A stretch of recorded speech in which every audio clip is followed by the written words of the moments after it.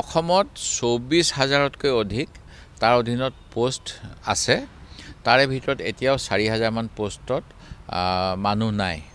20,000 মানুহ আছে। তেওঁলোকে আজি বহুত বছৰ ধৰি কাম কৰি আছে।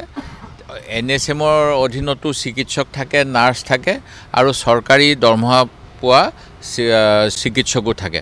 তেওঁলোকৰ মাজত যদিও একে কাম কৰে, তাৰ মাজত তেওঁলোকৰ কিন্তু দৰমহাৰ আকাশ পাতাল পাৰ্থক্য আছে। চৰকাৰী খণ্ডৰ যিসকল চিকিৎসক তেওঁলোকৰ অভাৱ এতিয়াও পূৰণ কৰিব পৰা নাই, স্বাস্থ্যকৰ্মীৰ অভাৱ পূৰণ কৰিব পৰা নাই। এই NSMে আমাৰ মেৰুদণ্ডৰ নিচিনা চিকিৎসাৰ ক্ষেত্ৰত, আৰু তেওঁলোকৰ কামখিনি যিখিনি সমস্যা প্ৰতিশ্ৰুতি দিছিল চৰকাৰে সমাধান কৰিম, সেইখিনি কৰা নাই কাৰণে তেওঁলোকে কেইদিনমান কৰ্মবিৰতি লৈছিল।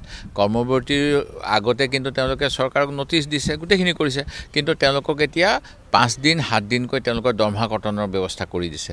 আৰু এই কথাখিনি কৰিছে অশোক সিংঘাল ডাঙৰীয়াই।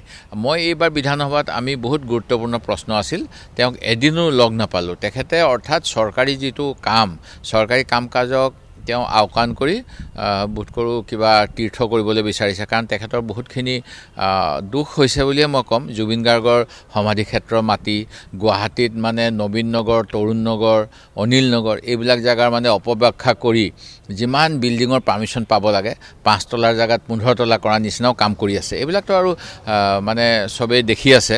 সেই গতিকে তেখেতে চৰকাৰী কামক অৱহেলা কৰিলে। সেই গতিকে মই মুখ্যমন্ত্ৰীক যোৱাকালি পত্ৰ লিখিছোঁ।